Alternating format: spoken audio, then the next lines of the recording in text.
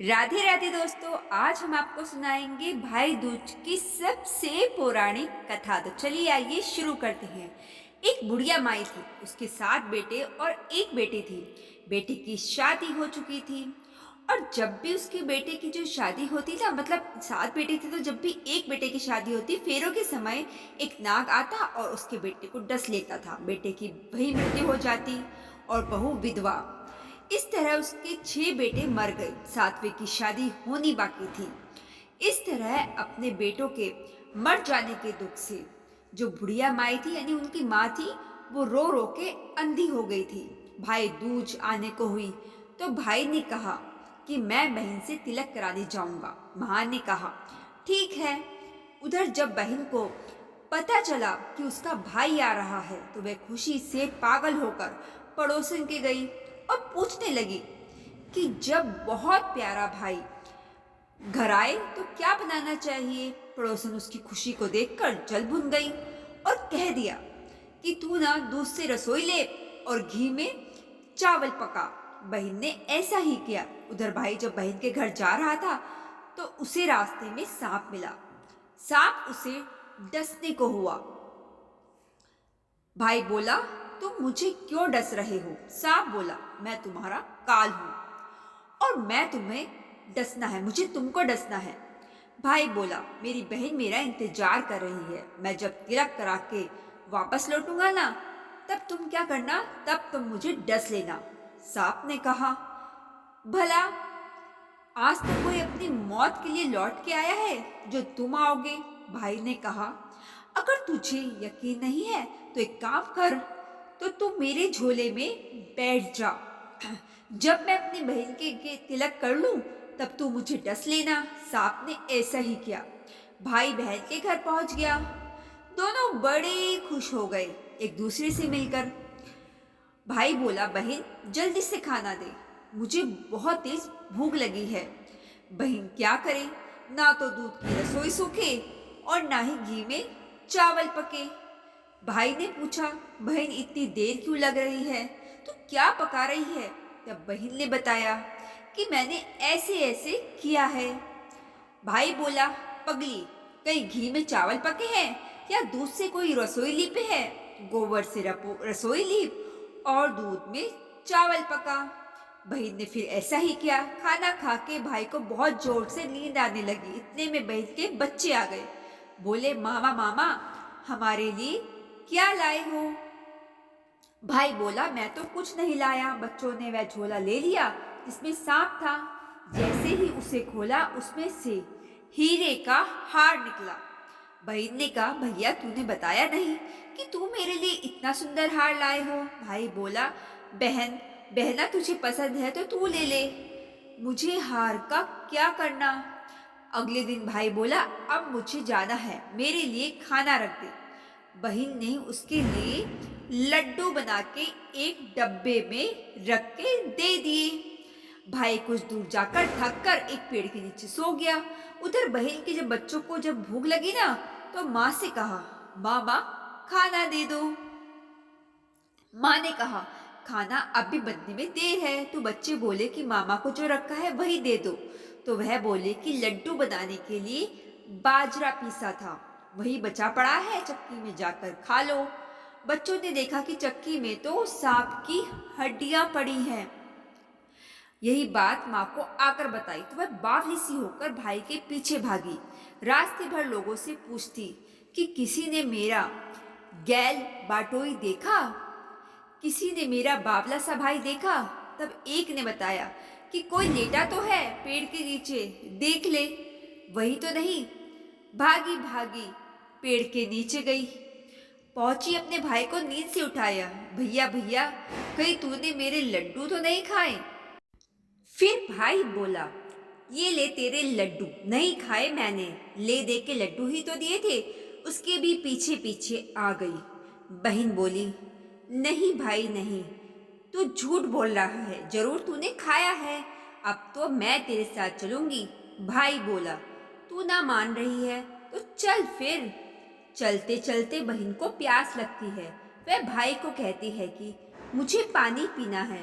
भाई बोला अब मैं यहाँ तेरे लिए पानी कहाँ से लाऊं? देख, दूर कहीं चील उड़ रही है।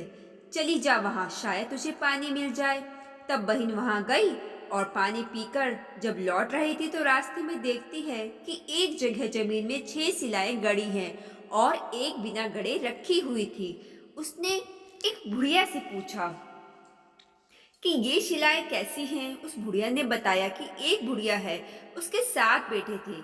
6 बेटे तो शादी के मंडप में ही मर चुके हैं, तो उनके नाम की ये शिलाएं जमीन में गड़ी हैं। अभी 7वें की शादी होनी बाकी है। जब उसकी शादी होगी तो वह भी मंडप में ही मर जाएगा। तब यह बात 7वीं शिला भी जमीन में गड़ जाएगी। यह सुनकर बहन समझ गई, ये शिलाएं किसी और की नहीं बल्कि उसके भाइयों के नाम की हैं। उसने उस बुढ़िया से अपने 7वें भाई को बचाने का उपाय पूछा। बुढ़िया ने उसे उपाय बतला दिया कि वह अपने 7वें भाई को कैसे बचा सकती है। सब जानकर वह वहां से अपने बाल खोल करके पागलों की तरह अपने भाई को गालियां देती हुई चली। भाई के पास आकर बोलने लगी, तू तो जलेगा, कुटेगा, मरेगा। भाई उसके ऐसे व्यवहार को देखकर बिल्कुल चौंक गया, पर उसे कुछ समझ नहीं आया। इसी तरह दोनों भाई बहन माँ के घर पहुंच गए। थोड़े समय के बाद भाई के लिए सगाई आने लगी। उसकी शादी तय हो गई। जब भाई को सेहरा पहनाने लगे तो वह बोली, इसको क्यों सेहरा बांधेंगे? सेहरा तो मैं पहनूंगी, ये तो जलेगा मरेगा। सब लोगों ने परेशान होकर सेहरा बहन को दे दिया।